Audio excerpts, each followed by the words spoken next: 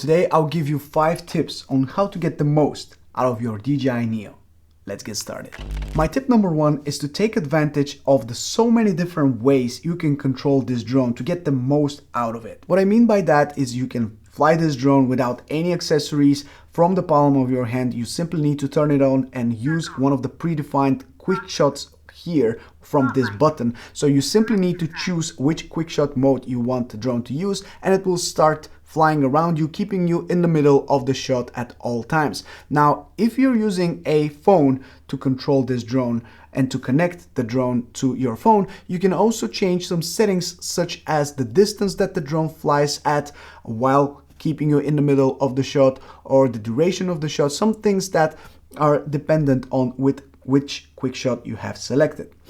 Talking about phones, if you want to have a little bit more control from this drone, you can use your phone with a virtual joystick that is on the screen, so you can take advantage of that and still fly this drone like a regular drone, but with the screen of your phone as a controller. However, I think the most fun that you can get out of this drone is by using one of these remotes here, and we'll go through them very quickly. So starting out first with this RC Motion Controller 3, this is something that will give you the freedom to fly FPV with this drone, as it's a really easy to be used tool to control the drone, and it's a very simple way that you can just give that to someone, and in less than 30 seconds that they will get the handling of it, and it will really feel like they're flying FPV.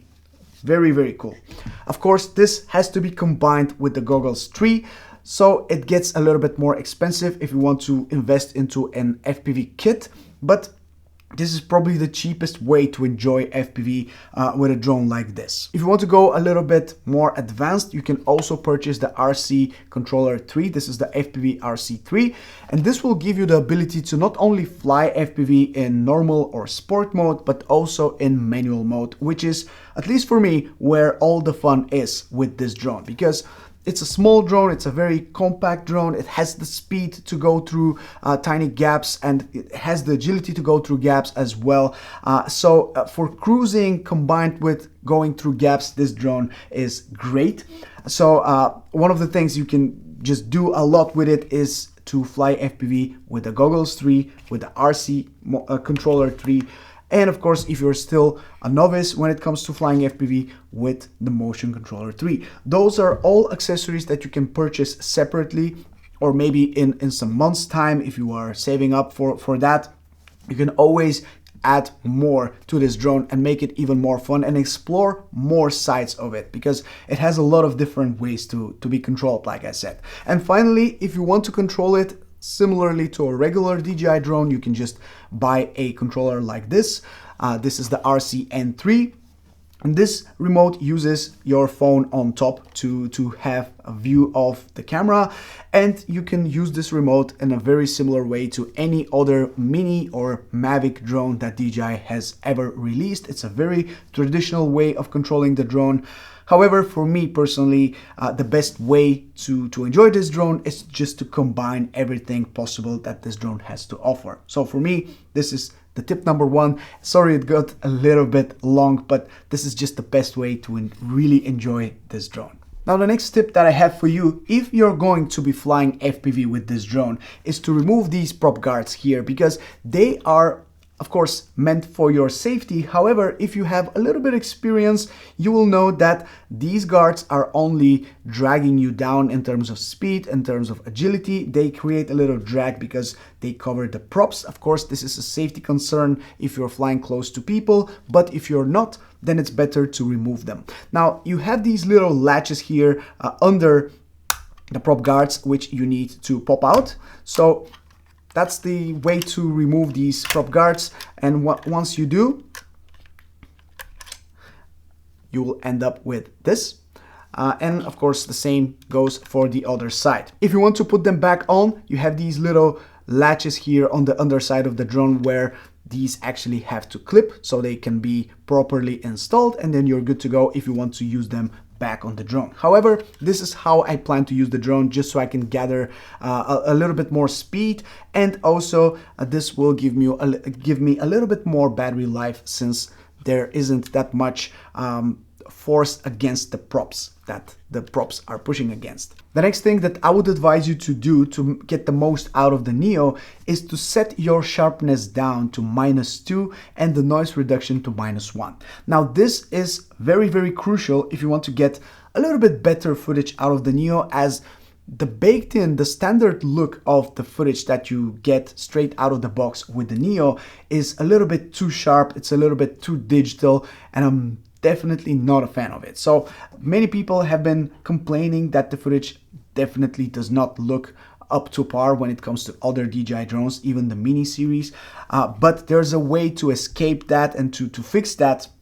So a good way to remedy this problem is to set the sharpness to -2 so it doesn't have that over sharpened digital effect baked into the footage, because you can always add sharpness to your footage later if you want to, but you can never really take it away. So to do that, you have two different options. So one of them is if you're using this remote right here and you want to go into the camera settings and set the sharpness to -2 and the noise reduction to -1. You can of course set the noise reduction to -2 as well if you want to, but -2 and -1 are my go-to settings on any DJI drone that has these settings. So that's something that I have done here on the Neo as well. Now, if you're flying FPV, you can set those same values from the goggles menu as well. All you have to do is go to the settings, to the camera, advanced parameters, and then adjust the sharpness and the noise reduction from there. My next tip is on the same topic of making your footage look better. And I've noticed that with these cameras, especially since we don't have a flat color profile and the maximum resolution and frame rate is 4K 30 frames per second, you end up with a footage that is a little bit overexposed as well. And especially since the camera sensor is not very big, it will always try to compensate for the light by blowing up the highlights a little bit. So a good tip from me, if you're going to use this drone in automatic camera settings, is to go into the settings from your RCN3 and then set your EV to -0.3 or -0.7. You will see that it definitely makes a difference to keeping those highlights a little bit better looking while still retaining some dynamic information from the shadows as well. It really depends on the lighting conditions around you, but -0.3 or -0.7 is the way to go for the Neo, as it tends to really overexpose your highlights and keeps them blown out, especially if you are in bright sunny weather and you're flying in a darker area. It will really blow out the highlights. And again, if you want to have a little bit better looking footage, don't be afraid to throw a little color grade on it.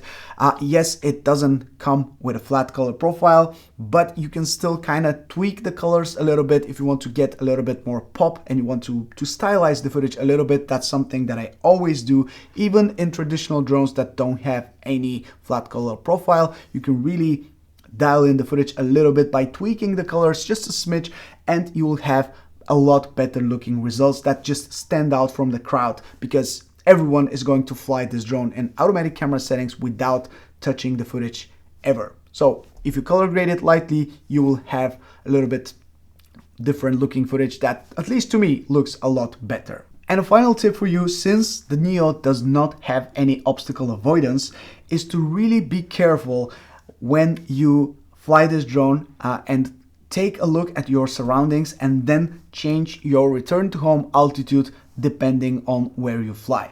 So personally for me, if I'm flying in a forest, for example, where I will be flying low to the ground, I don't want to set my return to home altitude to the usual 50 meters that I set it to, simply because if I'm flying low and the drone loses signal, it will then adjust its altitude all the way up to 50 meters, and on the way up it will most probably hit a tree and it will be very high, so it will be impossible to get it back. So in that scenario, I would set my return to home altitude to 10 meters. So even if something happens, the drone will retain its maximum altitude to 10 meters and try to get back to me. Of course, you still need to be careful and think about other obstacles that the drone might hit on its way back. But if I fly FPV with this drone, I will set my return altitude to 10 meters. However, if I'm flying over the trees, over some obstacles, and I'm using this drone as a traditional drone where I want to capture some some traditional camera footage, then I will set my return to home altitude to about 50 meters, for example. That way I know that even if I lose signal, the drone will get back to its altitude that will be 50 meters and not go under that and hit something on the way down.